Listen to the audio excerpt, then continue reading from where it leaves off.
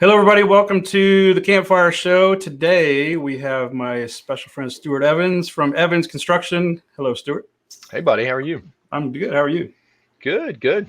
Cool. So here on the show, we share stories and wisdom and marshmallows.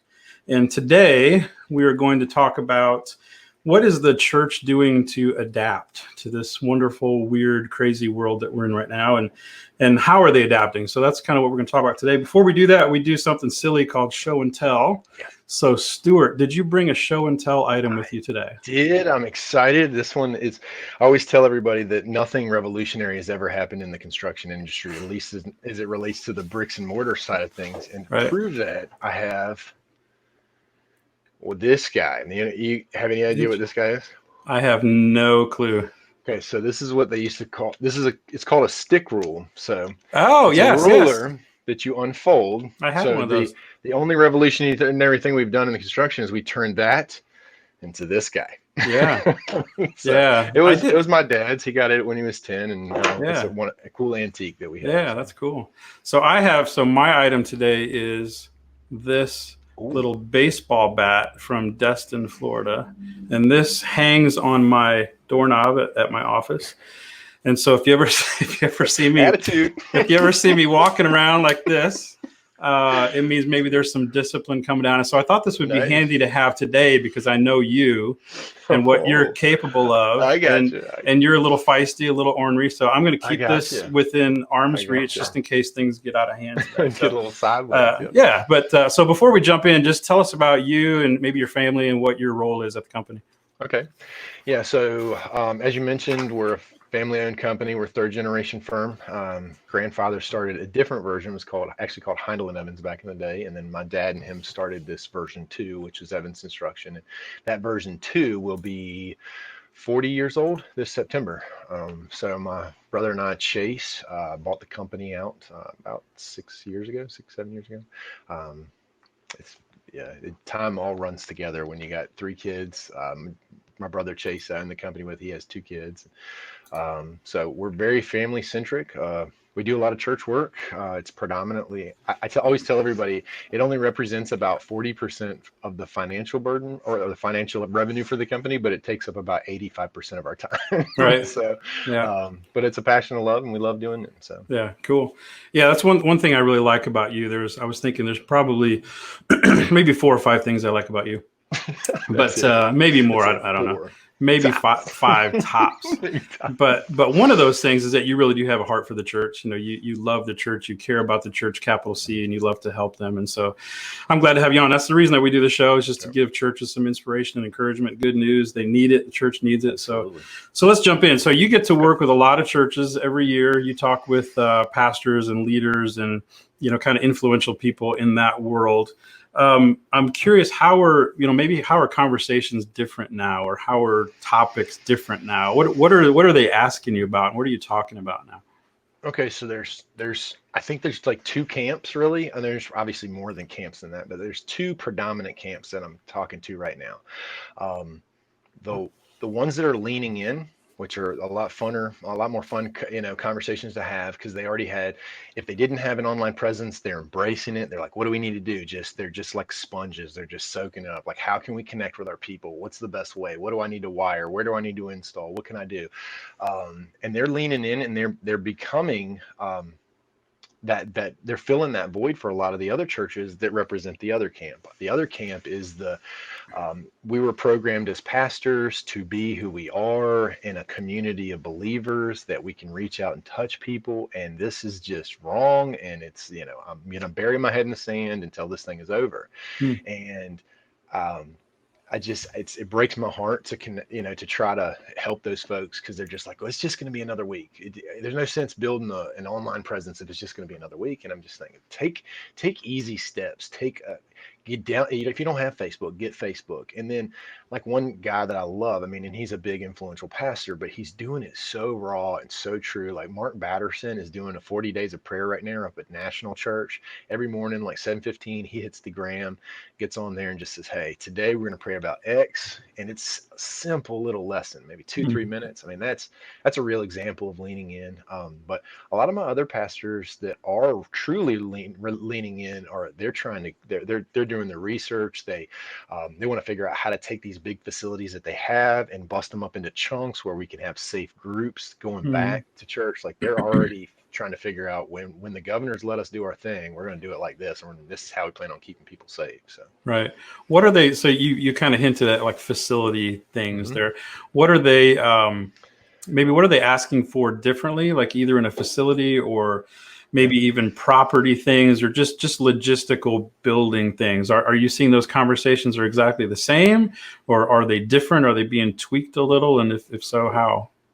Well, the tweaks that we're seeing right now on the forefront of this thing, and I think they're going to progressively continue, is let's do touchless everything. Like go in, let's even if we have to get the battery packs for the flush, censored toilets, censored, or like a foot pedal drinking fountain for the kids' room. Like little changes that they're making that they're saying, hey, we're going above and beyond to make sure that people are safe when they go back, so that people don't have to touch as much as. I mean, they're even going so far as to put handicap openers on some of the older doors just so that people don't have to touch the handle as much. And it's a Mhm. sensor driven thing. Like, what can we do to cut down on the germs is what we're Yeah. talking about right now.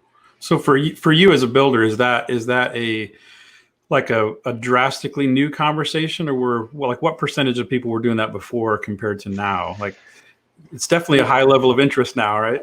Yeah, it's a high level of interest for Yeah. all of my clients right now. Churches never seem to care about that. They always wanted to. I take it back. I mean, it's not that they didn't care about it. It's just that churches tend to be operating off a whole lot more limited budgets. So spending, $3,500, $5,000 for an auto opener on the front door versus an upgrade for your lighting or your AVL or something like that, they're going to go, that's a no-brainer. People can Right. just pull the handle. Whereas now it's showing this definition of excellence that they care even about the little things. And I think that's the thing that's going to make a difference going back, is that Hmm. these are the things we care about. And while the building's empty, we might as well do little renovations and make it safe for when people come back. So. Right.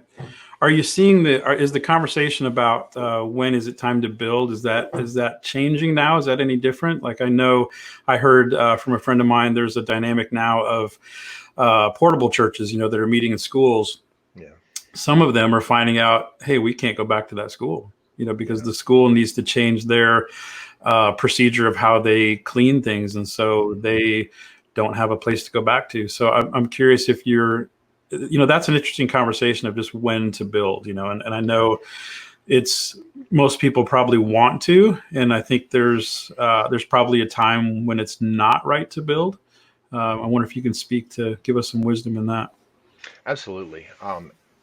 We're talking about time as in this very minute. A lot of my conversations that I'm having with pastors are um, they're just kind of a little bit in a holding pattern. They don't know what to do. They don't know which direction to take. So leading into this, we had right in the beginning, we had about $5 million worth of projects that were put on hold. I mean, and we had permits, finances ready, and everything else ready to rock and roll. And it was just overall perception that the church, they'd raised the money. So most people don't know these capital campaigns take a year, and then planning is a Mm-hmm. year before that. And so they're long duration projects. So when we got into this whole, everybody's going home and nobody's going to work, they weren't thinking about the years in advance that it got to this. So what they've done is they've put a lot of these projects on hold, more so for the perception of we don't want to be building because some of our congregation is out of work. So I know those projects are obviously going to come back online because of the amount of money, time, effort, and energy they've spent into putting in those projects. The Mm-hmm. ones you're speaking to specifically about the high schools, the movie theaters in particular is another Mm-hmm. one that they're like, we don't know what we're supposed to do because we don't own the building. Right. We are starting to have those conversations because they're fearful that their landlord's going to say, hey, no, governor said X, we're only doing this kind of thing. And they're Right. going to get the boot. Um, so We are coming off of an extreme high on construction pricing, so I do foresee a little bit of a downtrend coming off of this, just because, like right now, nobody's designing anything. I think that slack is going to get picked up probably in your July, August, September kind of Mm, months on yeah, towards the end of the summer. I think people are going to have figured out what safe looks like and how to get back at it. So that's kind yeah. of what we're seeing is that what do we do? How do we build? What do we build? What's the new church going to look like? That's what everybody keeps asking me. They're like, I Hmm. said, I don't know. A lot of that's vision driven. So we got to take some vision with the church and some regulation from the state and see if we can make this harmonious version that come Yeah, to life. So, yeah. So the guy you mentioned, some of the people that you know that are leaning in, and kind of oh yeah. taking the thing on head on. Can you share a like a success story or just some inspiration of somebody that's really like just fighting through this and not just surviving but really killing it, just Oh thriving yeah. and seeing good Yeah. stuff happen. Yeah, a good friend of mine, Pastor Brian Briggs, runs Destination Church. It's a very unique model that they have down there. So they are situated very close to Fort Lee, big military installation here. They're a big supply depot, so a lot of their supplies for the military come out of there. So it's a lot of people that work there, and he will tell you their mission is the 35-year-old male, like flat out. Which, when you say it, you're thinking that is weird that they picked that, but it's kind of brilliant because the more you peel back the layers of it, if you get the 35-year-old male, you get mom, you get the kids, you get grandma coming to see the kids at the pageants, you get all of these pieces that the one linchpin that you didn't used to come, if you can Right. get him to come, you'll come. So part of why they're being successful, I say all that to say that because they were a military family, they track a lot of their people when they leave Fort Lee. So when they go overseas and they're in Germany or they're in Japan or wherever, when they log on, they've been so through their online church, they can track who's going where, who it is, where they're at, and help them create small groups. If they find out 4 or 5 guys are over in Germany, they help them make a small group on base to Mm. continue the mission. So they had some of this technology already in play, and then they just retooled it to say, hey, boosh, how can we connect with the community? How can we get small groups going?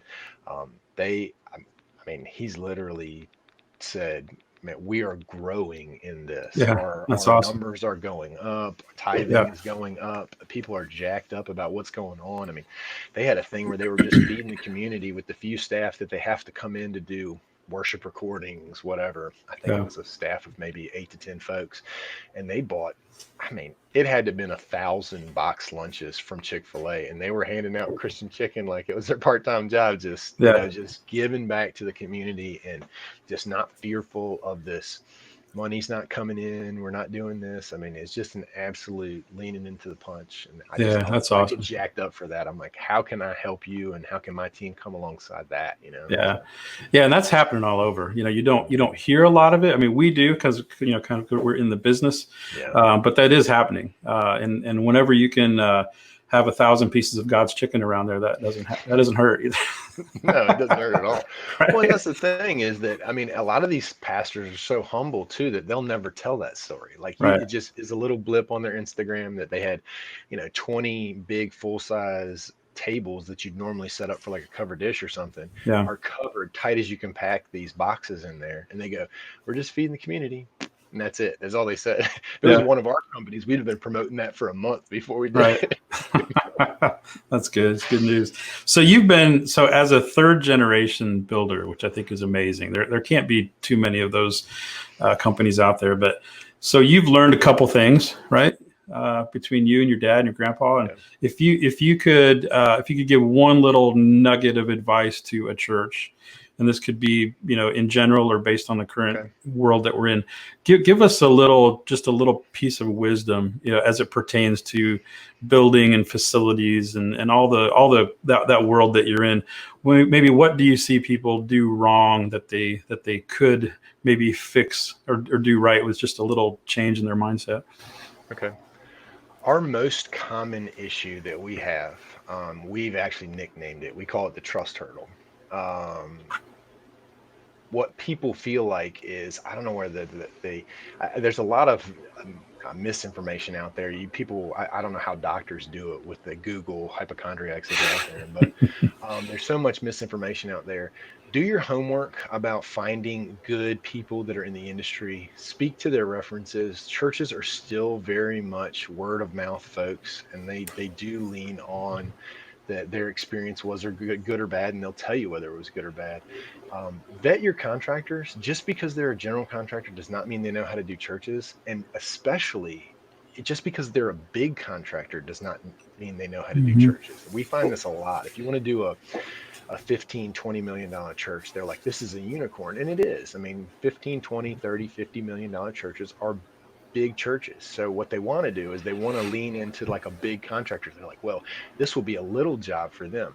What people usually don't understand is that in those bigger firms, there are layers and layers and layers of middle management that you can get buried in. So yes, they are financially stable, but do they treat their subs well? Do they treat their people well? And do they understand a church process? So Mhm. vet your contractor, not just financially, but talk to actually call their references and talk to them.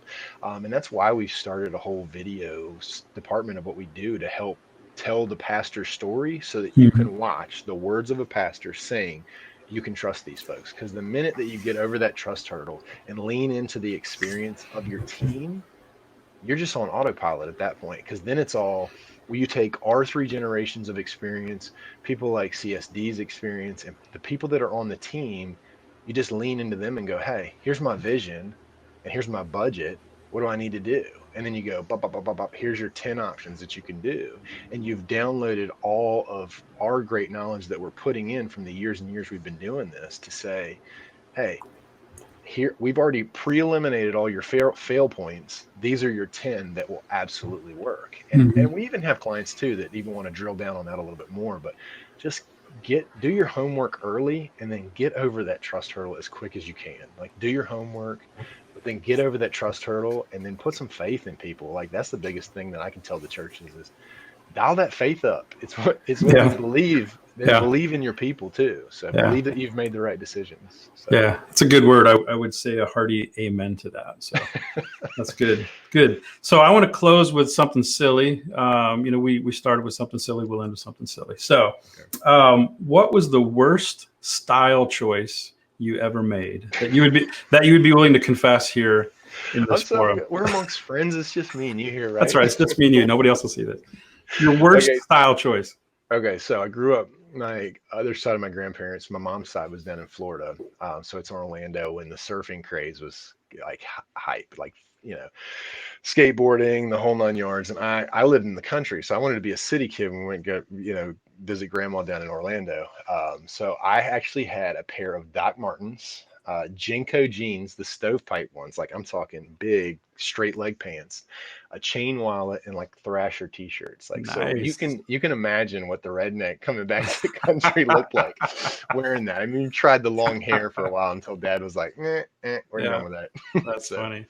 Well, I will share with mine, and it's similar to one of the little pieces that you just mentioned. So, I had a couple days ago, I had a birthday, and a friend of mine was sensitive and caring enough to share one of my worst style choices on all of social media, which I was really thankful for. unfriend. So yeah, so here's mine, the Oh, mullet. salad. Look at that. Yes. So Oh I man. yeah, so she put this out there on my birthday. This was me in college. This was a backwards dress day. So I had a backwards V sweater thing, a Michael W. Smith t-shirt on backwards, but look at that mullet, look at it's got sheen and Solid. shine. It It's does. got And good you're taking length. good care of it. Yeah, I mean it rests nice on the shoulder there. So Yeah. yeah, the thing about these weird style choices is we weren't the only ones doing them back then, right? No. So No. I wasn't alone. We thought we were cool. Right. Yeah, we thought we were cool, but cool. Hey, Stuart, thanks for stopping by. I want to raise my marshmallows to you. Here you go. I, Nice. I Thank toast you. you. I toast you in Appreciate your honor. If you're out there watching this show, and if you know of any guests that would be good to have on, hit me up. I'd love to talk to them. And again, the reason that we do this show is just to share wisdom and encouragement with the church because they need it. And we think wisdom is a pretty important thing. So until we meet again, be encouraged with this, that it is better to get wisdom than gold. And we will see you later.